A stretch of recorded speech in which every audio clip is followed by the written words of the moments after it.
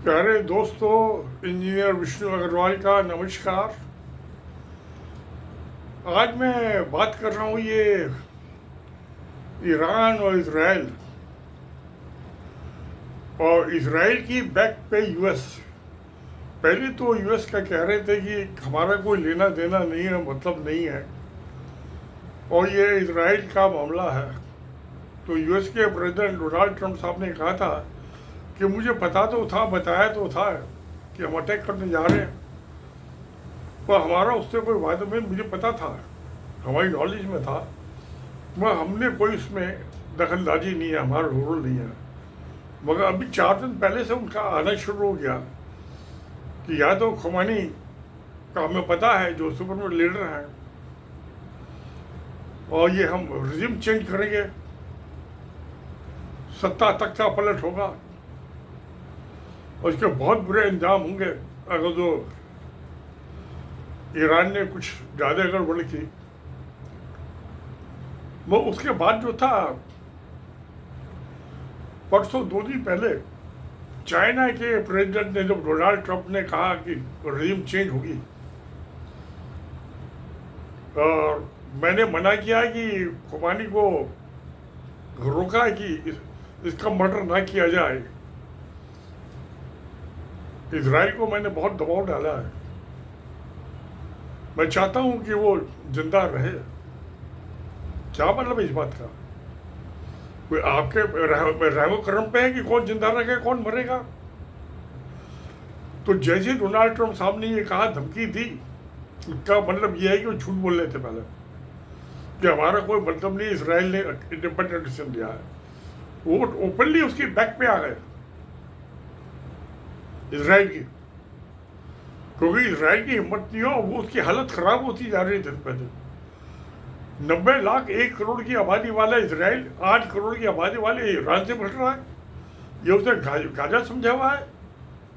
Gaza कोई state नहीं है, हिजबुल्लाह कोई स्टेट नहीं है, कोई कंट्री नहीं है, वो तो गैंग है क्रिमिनल्स का। ईरान की बैकिंग थी उन्हें, मगर वो कंट्री नहीं है, कोई गवर्नमेंट नहीं है। तो चाइना के प्रेसिडेंट साहब का जो था, जिपिंग साहब का, वो बहुत कम बोलते हैं, पब्लिक स्टेटमेंट उनके बहुत कम होते हैं। टेलीफोन तो कभी किसी को करते ही नहीं है। हाँ, कोई टेलीफोन उन्हें करे तो सुन लेते हैं, वो ओपनली कभी वो पब्लिक स्टेटमेंट इशू नहीं करते।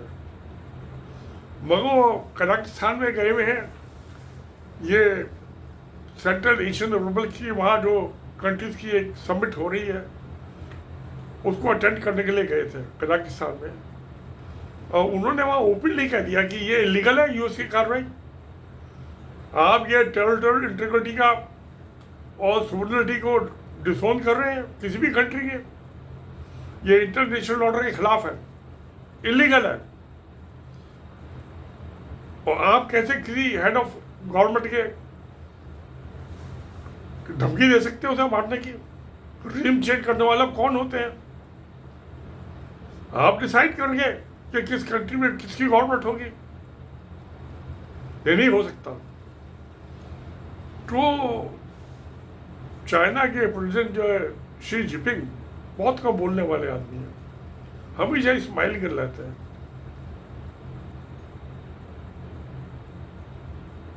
तो जब उन्होंने ये ओपनली कह दी है बात, कजाकिस्तान में जब गए थे समिट अटेंड करने के लिए, उसके बाद जो था रशिया के का स्टेटमेंट आ गया कि अगर जो ईरान पे अटैक किया गया तो इसके नतीजे बहुत गलत हो गए, और अगर जो एटॉमिक न्यूक्लियर बम यूज किया गया तो भी और भी न्यूक्लियर बम यूज होंगे। उन्होंने इनडायरेक्टली ये कह दिया कि वो न्यूक्लियर बम जो है यूक्रेन पे भी हो सकता है इस्तेमाल, अगर जो ईरान पे रशिया जो ये यूएस जो है न्यूक्लियर अटैक करेगा, या उनके जो न्यूक्लियर प्लांट्स हैं पावर जनरेशन के या कुछ भी कर रहे हैं, क्योंकि इंटरनेशनल एग्रीमेंट है कि आप कहीं भी न्यूक्लियर फैसिलिटी पर अटैक नहीं करेगा कोई भी, क्योंकि उससे रेडिएशन फैल सकता है और 50 साल के लिए वो इलाका बंजर हो जाएगा, 50-60 साल के लिए। जो हिरोशिमा नागासाकी में फेंके गए थे न्यूक्लियर बम, यूएस ने सेकेंड वर्ल्ड वॉर जो खत्म हुई थी उससे पहले, वो तो बच गए। 80 साल हो गए इस बात को।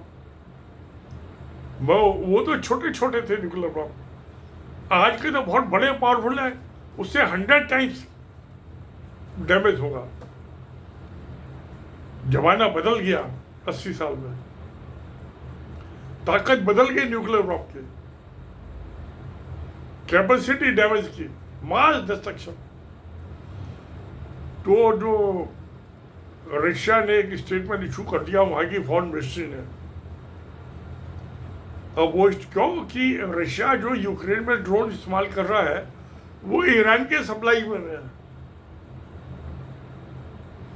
दुनिया में सबसे ज्यादा ड्रोन जो प्रोड्यूस कर रहा है वो कर रहा है ईरान, और यूक्रेन में जो रशिया इस्तेमाल कर रहा है ड्रोन वो ईरान सप्लाई कर रहा है। दूसरा बिगेस्ट मैन्युफैक्चरर टर्की, जो पाकिस्तान ने 700 ड्रोन छोड़े थे 7, 8, 9 मई को 2025 को, उनमें वो 7 साल सर इसके टर्की के सप्लाई किए हुए थे, पाकिस्तान में नहीं बनते, रशिया में भी नहीं बनते। तो कुछ ड्रोन जो है जो इंडिया ने यूज किए थे इजराइल के बने हुए थे, उतने बड़े पैमाने पे नहीं बने। इजराइल तो पिद्दी का शोर रहा। वो जो नॉन स्टेट एक्टर थे, हिजबुल्ला, हमास, ईरान के खड़े किए हुए शिखंडी, उनसे तो पार पा सकता है, ईरान से निकाल। ईरान एक स्टेट है, नेशन स्टेट, उसकी आर्मी भी है, एयर फोर्स भी है, मिसाइल फोर्स भी है, नेवी भी है उसकी। और इजराइल से अगर जो वो पॉपुलेशन जो डिफरेंस 1:8 है, तो ये समझ लिए उससे 4 टाइम्स है इजराइल से। इजराइल के पास जो उसकी पावर है यूएस, उसकी बैकिंग पे। मगर जो चाइना ने जो इलीगलिटी बताई है यूएस एक्शन की, और रशिया ने तो ओपनली धमकी दे दी, कल स्टेटमेंट रिलीज कर दिया कि उनके फॉरेन मिनिस्ट्री ने, क्योंकि ईरान से तो रशिया का और चाइना का दोनों का एलायंस है। चाइना जो मैक्सिमम ऑयल और गैस परचेज कर रहा है वो ईरान से कर रहा है, और उसके बाद रशिया से कर रहा है। तो यानी कि वो तो गले मिलने वाली दोस्ती हो गई ना, दिल और दिमाग की, स्टैटिक अलायंस। तो ना तो चाइना अलाउ करेगा, अगर जो न्यूक्लियर बम का होगा इस्तेमाल, तो नॉर्थ कोरिया बैठा है ना इलीगली सप्लाई करने के लिए। 4 न्यूक्लियर बम में जो है इजराइल खत्म, साफ। इजराइल भी चीज को समझता है। आज वहां के इजराइल की आज भी जो मिनिस्टर से इजराइल के, उनका गला पकड़ रहे हैं, मैन हैंडल कर रहे हैं कि पिछले 6 दिन से हम अंडरग्राउंड बंकरों में पड़े हुए हैं, फर्श पे लेट रहे हैं, खाने पीने की दिक्कत हो रही है। इसलिए तुमको इलेक्ट किया था चुनाव में, इसलिए वोट दिए थे। मैन हैंडल कर रहे हैं इजराइल के मिनिस्टर्स को, वहां की पब्लिक रिसेंटमेंट है। जब जनता जो है मिनिस्टर्स का गलेवान पकड़ने लगे, मैन हैंडल करने लगे, आप सोचिए जनता के लिए लड़ती है फॉर मिनिस्टर, पॉलिटिशियन, इनको फिर इलेक्शन में भी आना है ना, फिर क्या होगा? ये री इलेक्ट हो पाएंगे दोबारा? नहीं हो पाएंगे, जीना मुहाल हो जाएगा, मुश्किल हो जाएगा। एक ड्रामा नहीं है लड़ाई जो है, nation state Israel is nation state, Iran is a bigger nation state और बहुत पुराना है।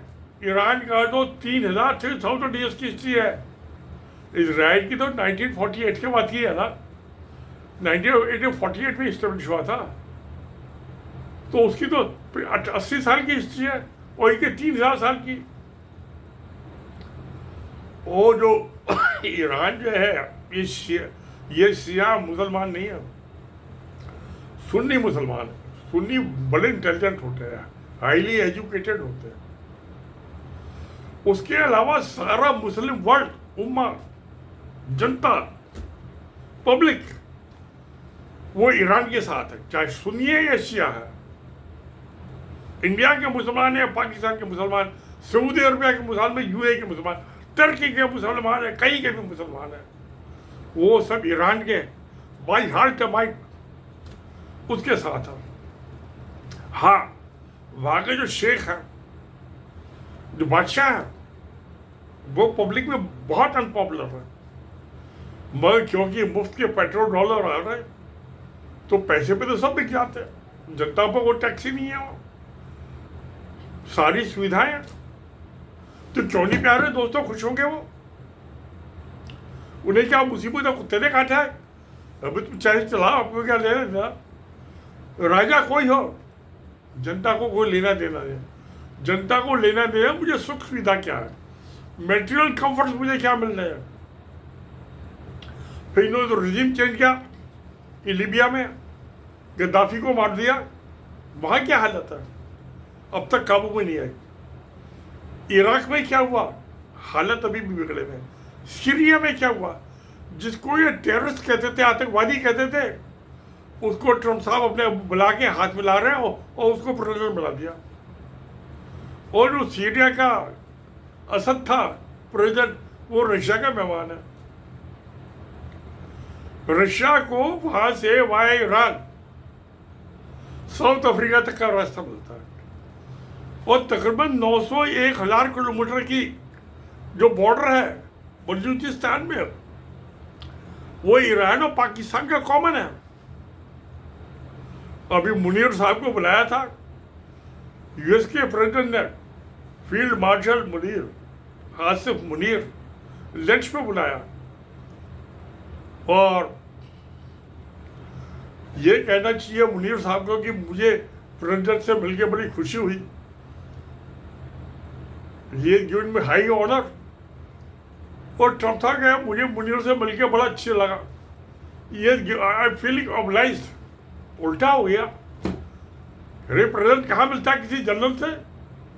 हाँ, जब अयूब खान जो थे माशाल्लाह लगा दिया, प्रेसिडेंट बन गए, सिविलियन पोस्ट ऑक्युपाई कर ली, तो अयूब खान से मिले थे।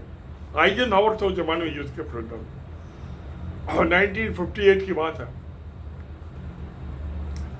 उसके बाद जो थे पता नहीं याहिया खान से तो मुलाकात हुई नहीं हुई, मगर जो जैसे मुशर्रफ जो थे जनरल, वो प्रेसिडेंट, वो भी सिविलियन पोस्ट ऑक्युपाई, उनसे भी मिले। और बीच में जो थे कौन थे, जो काले सुरमे वाले जो थी सरकार थी, वो जिन्होंने पाकिस्तान के मुस्लिम का मुस्लिमकरण कर दिया।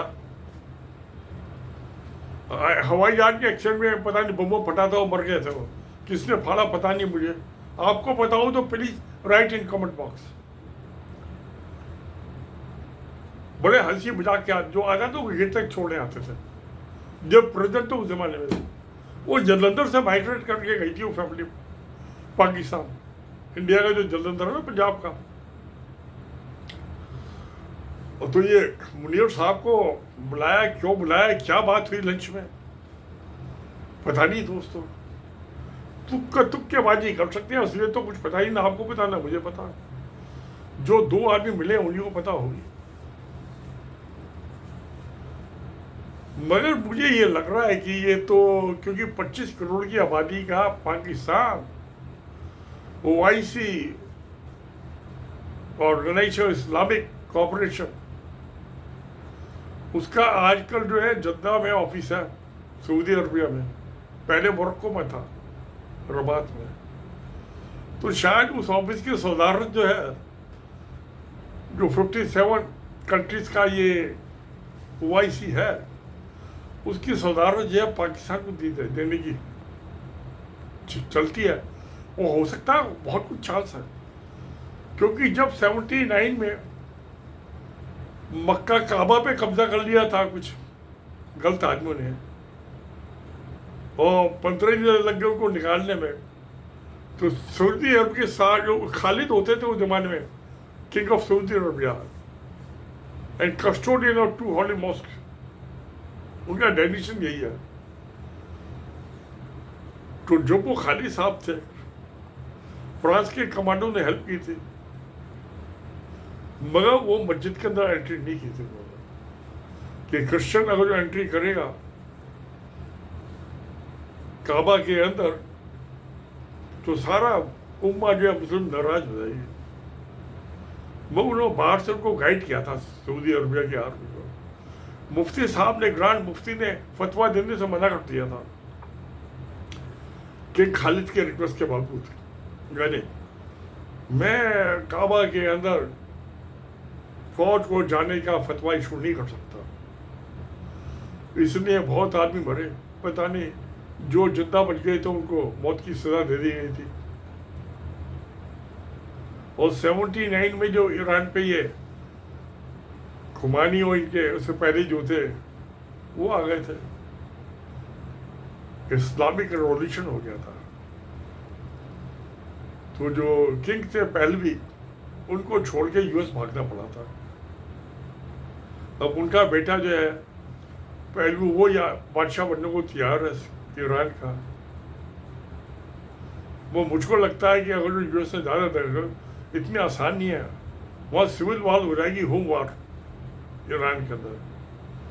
क्योंकि जो खुमानी साहब है, उनकी मिलिशिया अलग है, आर्मी अलग है, उसके कमांडर्स अलग हैं, और जो ईरान की फौज है उसके कमांडर्स अलग है। तो अगर जो इन्होंने वहाँ तख्ता पलट किया, तो वहाँ जो है सिविल वार हो जाएगी, गृह युद्ध। कैसे निपटेंगे कुछ पता नहीं। फ्यूचर को, भविष्य को कोई नहीं जानता, जानना चाहिए। ये कोई ज्योतिष तो है नहीं। डिफेक्टो क्या होता है, डी जूटो गया भाड़ में, कानून गया ऐसी तैसी कराने। डिफेक्टो क्या होगी, सिविल वार होगी, और लड़ाई का क्या अंजाम होगा खुदा जाने।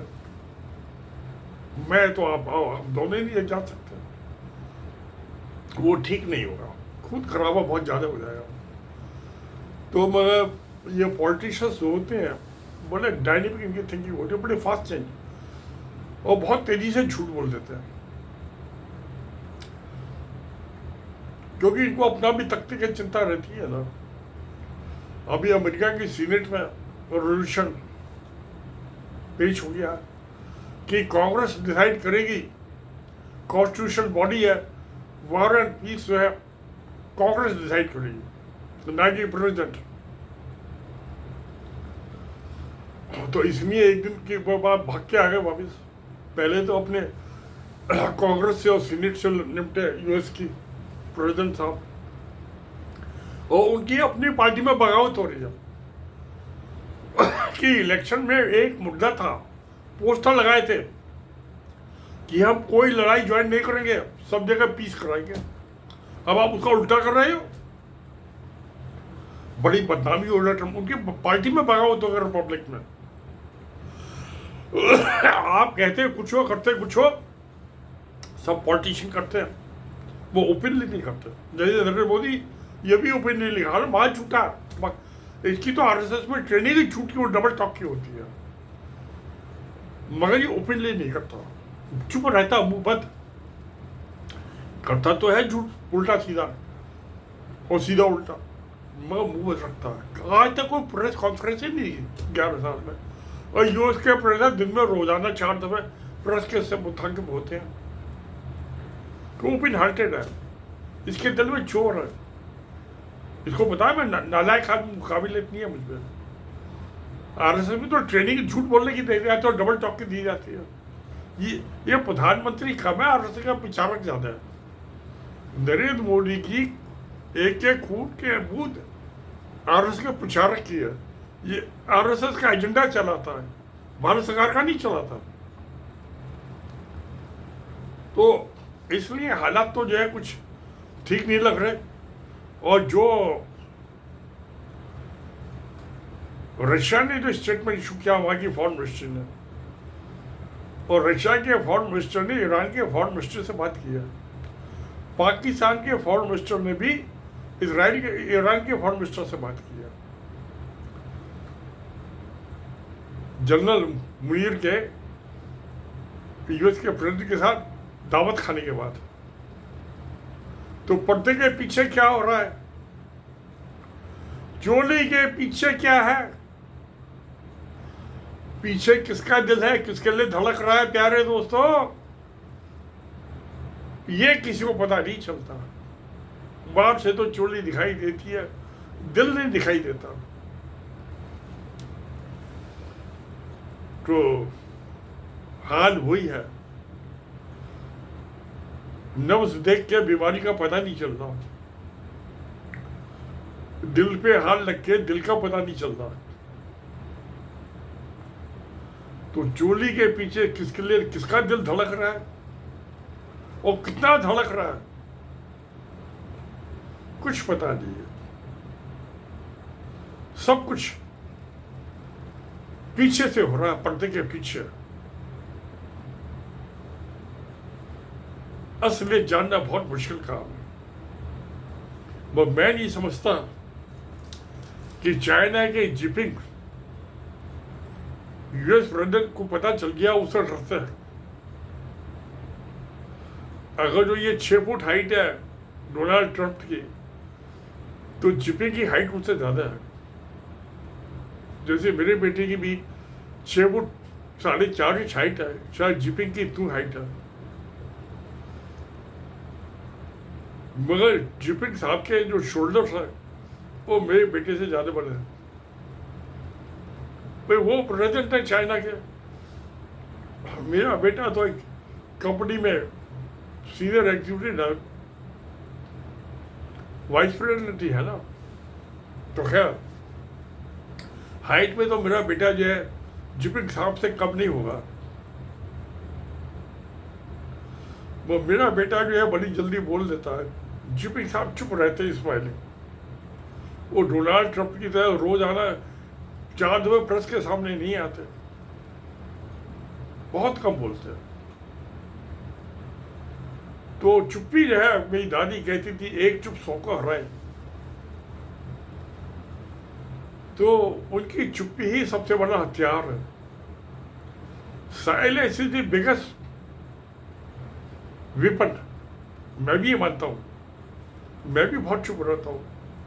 मेरे बेटे ने कई दफा कहा है कि पापा मुंह पे हाथ रख के क्या सोच रहे हो, मैं कोई जवाब नहीं देता। जवाब देने की जरूरत ही नहीं है, अपने आप अंदाज लगा लो कि क्या सोच रहा हूँ नहीं सोच रहा हूँ। और शायद मैं सारी बात एक्सप्लेन भी नहीं कर पाऊँ, मेरे दिमाग में क्या उछल कूद हो रही है। अब यहाँ दिल्ली में तो अकेला ही रहता हूँ मैं, कोई बोलने के लिए कुछ नहीं। काम करने वाली आती है, सुबह शाम करके चली जाती है, थोड़ा उससे हंसी मजाक कर लेता हूँ तो दिन बहल जाता है, कुछ सुकून मिल जाता है, दिल को दिमाग को ताजी तरोताजा हो जाती है।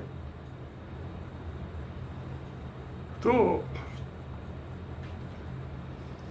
कुछ ये पता है, मगर ये है कि शायद डोनाल्ड ट्रंप साहब के हौसले पस्त हो गए, ठंडे बस्ते में चले गए। एक तो उनके अपने जो पॉलिटिकल अपोनेंट है, ये कैलिफोर्निया वगैरह डेमोक्रेटिक गवर्नर है, वो बगावत पे उतार हुए हैं। प्रेसिडेंट साहब के साथ कोर्ट में मुकदमा दायर करने को तैयार, जो इलीगल इमिग्रेंट्स को निकालना चाहते हैं। उनको मजदूरों की जरूरत है सस्ता। इकोनॉमी तो सस्ते मजदूर चाहिए, लेबर सस्ती चाहिए ना। लीगल इलीगल उससे क्या फर्क पड़ता है। बिजनेसमैन को तो सस्ते मजदूर चाहिए ना, कम ध्यान ही देनी पड़े। ये सारी दुनिया में ये होता है, ये कौन सा अनोखा है।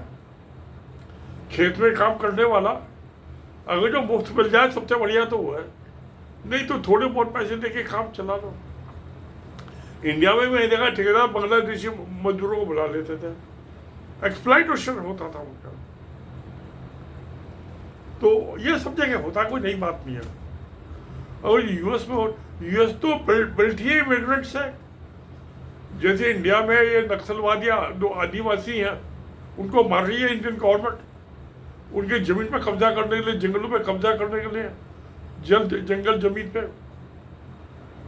ट्राइबल्स को मार रही है। ऐसी तो उनको मार के तो यूएस बसाए, कनाडा बसाए, सब यूरोप के आदमी गए थे। इसके बाबा आदम जो थे जर्मनी से गए थे ट्रम्प के। Is not native of US, ये ट्राइबल नहीं है वहाँ का रेड इंडियन। तो दूसरों को निकालने वाला कौन होता है? नहीं, एक इमिग्रेंट दूसरा इमिग्रेंट को निकालना, जो पहले आ रहा है उसको बाद वाले को निकालना है।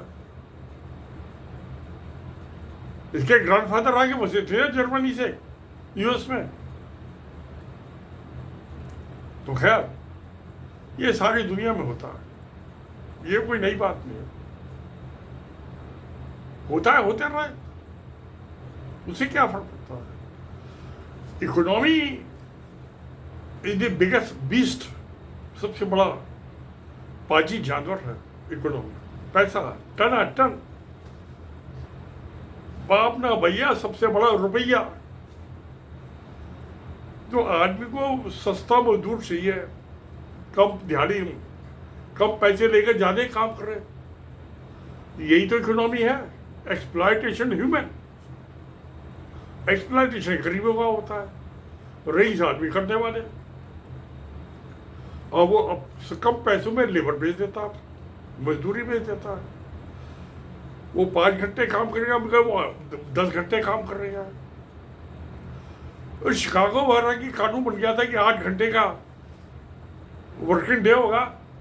जो ये टेक्सटाइल मिल मालिक जो 12 घंटे काम कराते थे, 14 घंटे काम कराते थे, कानून बनने के बावजूद। कानून जाए भाड़ में, पैसा कमाना टना टन। तो डोनाल्ड ट्रम्प साहब जो कर रहे हैं वो डी ज्यूर ठीक हो सकता है, पर डी फैक्टो गलत है। ये लेटिन के मैं वर्ड यूज कर रहा हूँ, ये लीगल वर्ड है। डी ज्यूर मीन्स कानूनी तौर पे ठीक हो सकता है, मगर असलियत डी फैक्टो, फैक्ट ये गलत है, नहीं चलने वाला। ये सस्टेनेबल नहीं है, वाइबल नहीं है जो ट्रम्प साहब कर रहे हैं। सबको सस्ते मजदूर चाहिए कम दिहाड़ी पे, और ज़्यादा काम करने वाले, और वही हो रहा है। हुआ भी, पहले भी हुआ है हिस्ट्री में। पहले स्लेव ट्रेड जो था, अब से 2 साल पहले, वो यही तो था। और क्या था, और क्या था प्यारे दोस्तों? इंडिया में बंगाल, बिहार, ईस्टर्न यूपी से मजदूर जो इंडियन लेबर का लाते थे, ईस्ट इंडिया कंपनी ले गई थी अफ्रीका में, केन्या में, वेस्ट इंडीज में, उसकी शुगर केन की खेती के लिए जंगल काट के गन्ने की खेती करो, और उनको 10 एकड़ जमीन को, तुम 10 सालों को 10 एकड़ जमीन फ्री। आज वो लौट के नहीं आए, वहीं के बाशिंदा बन गए, और कई कंट्री के तो प्राइम मिनिस्टर भी बन गया, क्योंकि वहां जो है उनकी मेजोरिटी हो गई, कई कंट्रीज में हो गई। जैसे सूरीनाम है, मॉरिशस है, वहां जो इंडियन से वो गए थे लेबरर्स अंडर कॉन्ट्रैक्ट, उनकी मेजोरिटी हुई आज।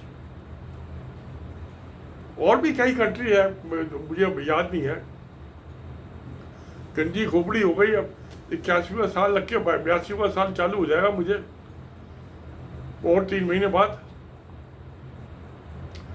तो 82, 81, 82 बहुत कम आदमी जिंदा रहे थे। मैं कहा 10% ज्यादा नहीं जीते होंगे। प्यारे दोस्तों, आपका क्या ख्याल है? जो 80+ हो जाते हैं, कितने % आदमी जीते होंगे?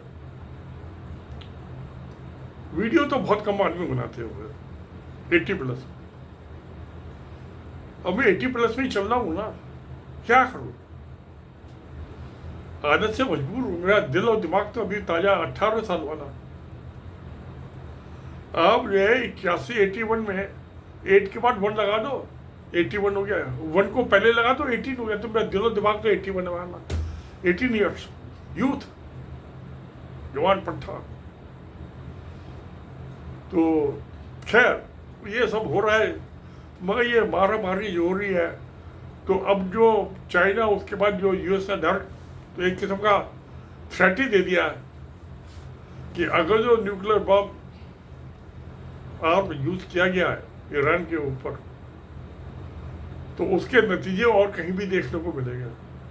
और कहाँ देखोगे, यूक्रेन या चाइना जो है ताइवान, तो मैं समझता हूँ न्यूक्लियर ऑप्शन है नहीं, क्योंकि अगर 4 न्यूक्लियर बम में पूरा इजराइल खत्म हो जाएगा। और ईरान के लिए 10 टाइम्स लगा दीजिए 40 न्यूक्लियर बम, छोटा सा तो है ही, पर क्या इजरायली अभी गला पकड़ रहे हैं, मैंने हैंडल कर रहे हैं अपने मिनिस्टर्स का, तो क्या वो न्यूक्लियर बम को फेस करने के तैयार है? अंडरग्राउंड कब तक पड़े रहेंगे बंकर्स में, अपने घर बार छोड़ के? उनकी बिल्डिंगें टूट रही हैं, फ्लैट टूट रहे हैं, और बंकर में पड़े हुए हैं अंडरग्राउंड। क्या कितने दिन जमीन पे लेटे हुए हैं, फोटो आ रहे हैं, वीडियो अपलोड कर रहे हैं, वीडियो कि हम किस बुरी हालत में कहाँ फंस गए इनको वोट देके बेवकूफ़ों को। चलिए अब जो होना भुगतना तो भुगतना ही पड़ेगा पॉलिटिशियंस को, मगर ये समझ लिए कि ये जो थी पॉलिटिकल पार्टी ईरान की रूलिंग पार्टी, इनका अगले इलेक्शन में सफाया हो जाएगा। और जो रशिया ने डायरेक्ट इजहार कर दिया है न्यूक्लियर ऑप्शन का, तो वैसे भी होना नहीं था, धमकीबाजी जब लफाजी हाँकने वाली बात है, होगा नहीं, क्योंकि उसके अंजाम होंगे तो बहुत कुछ दुनिया बदल गई होगी। हर लड़ाई से दुनिया बदली है, यूक्रेन वार, उससे पहले अरबजान और आर्मिया की जो हुई थी उसमें सबसे पहले ड्रोन और मिसाइल थी, उसमें एयरक्राफ्ट एयरफोर्स नहीं इस्तेमाल हुई थी। अब तो जो एयरक्राफ्ट फाइटर प्लेन जो बम्बर यूजलेस है, कमाल है, हाइपरसोनिक मिसाइल जाएगी 12,000 किलोमीटर की स्पीड से, कोई नहीं रोक सकता उसे। बहुत सी कंट्री के पास है, ईरान के पास भी है, इंडिया के पास भी है, पता नहीं शायद पाकिस्तान के पास भी है।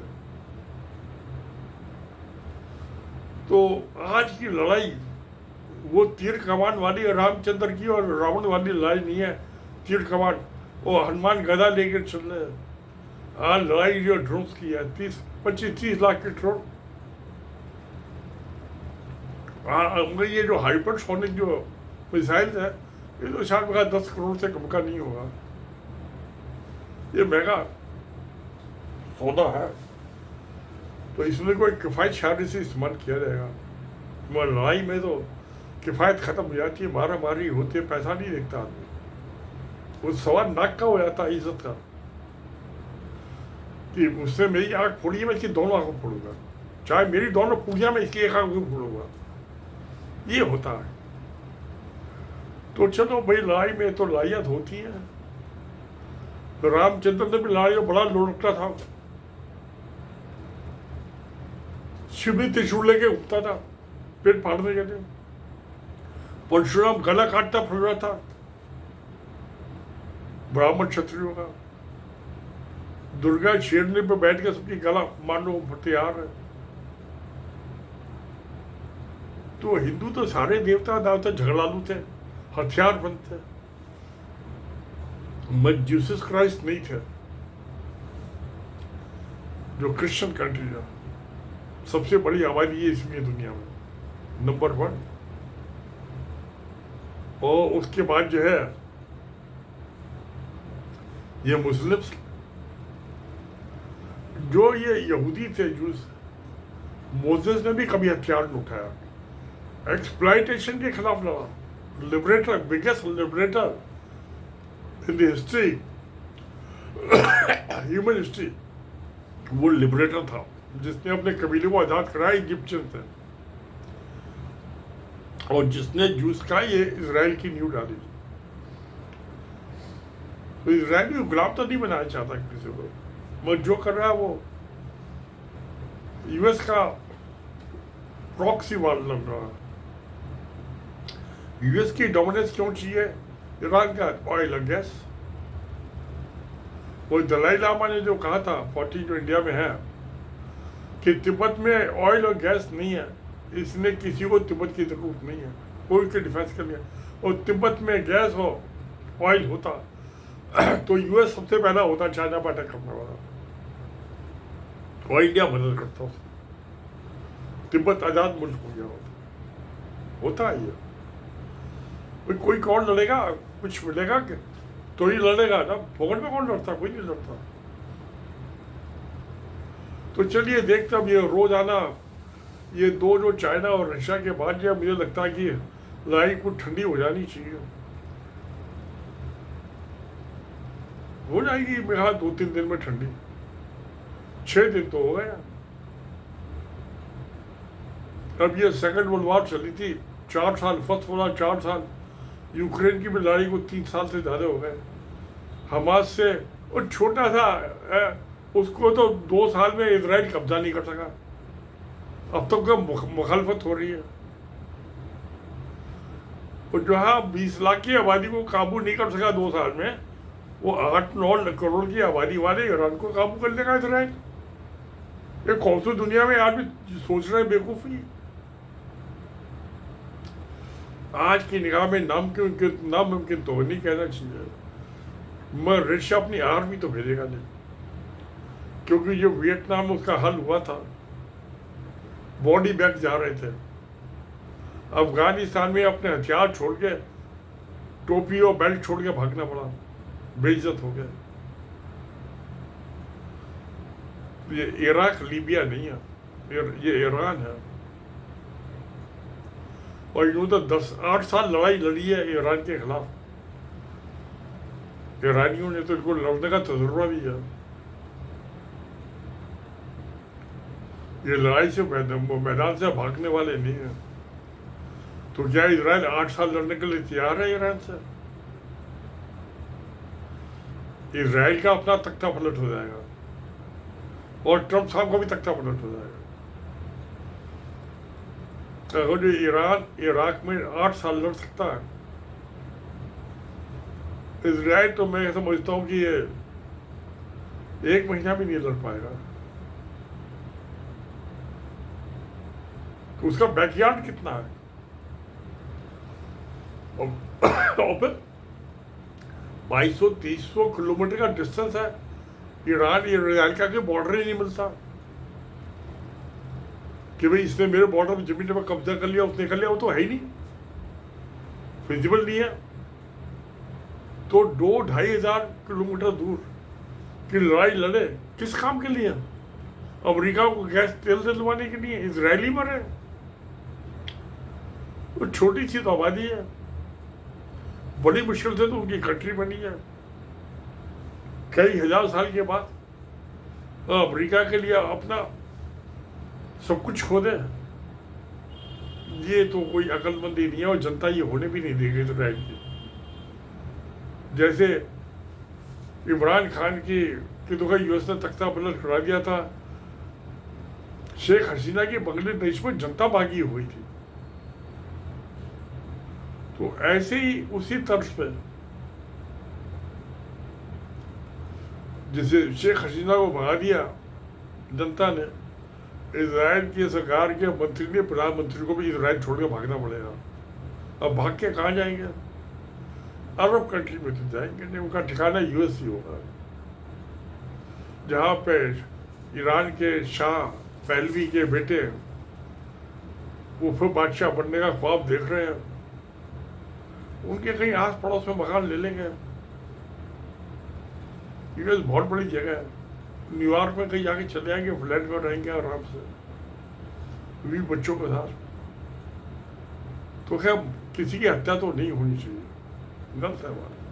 खुमानी साहब, उनकी पॉलिसी कुछ भी हो, पॉलिटिक्स कुछ भी हो, उनका मजहबी ख्वाब कुछ भी हो, उनका जज्बा कुछ भी हो, वह हत्या गलत बात है, और उसकी धमकी देना भी गलत बात है, दोनों ही गलत बात है, नहीं होना चाहिए।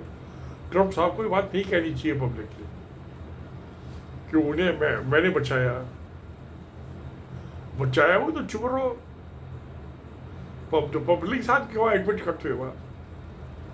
अच्छा किया आपने इजराइल को उसकी मर्डर करने से मना आपने रोका है, अच्छी बात की है।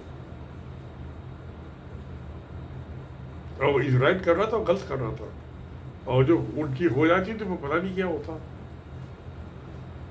लड़ाई में रोज आना पासा बदला जाता। वो 18 दिन चल रही थी ना महाभारत,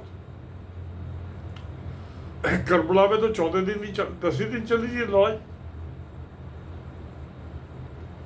करबला तो आजकल ईरान में है ना, जहाँ सुन्नी बटे थे। तो खैर देखते हैं, जो करबला की लड़ाई लड़के ये शिया अलग हो सकते हैं।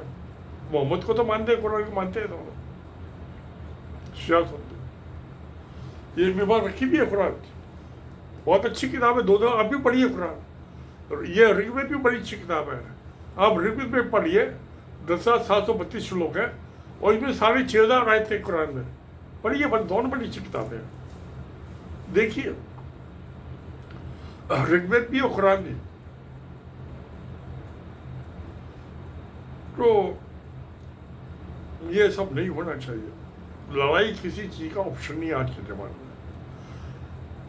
मोदी साहब ये कह तो रहे, अभी G7 में गए थे कि भाई बातचीत करके डिप्लोमेटिकल निपटाओ, खुद पाकिस्तान पे हमला कर रहे हैं 3 दफा। तो आज पाकिस्तान, ये नरेंद्र मोदी अलग थलग हो गया, इंडिया आइसोलेट हो गया वर्ल्ड कम्युनिटी में। कर रहे थे बाकी हो गया खुद, करने चले थे सनम को अलग, हो गई महबूबा अलग।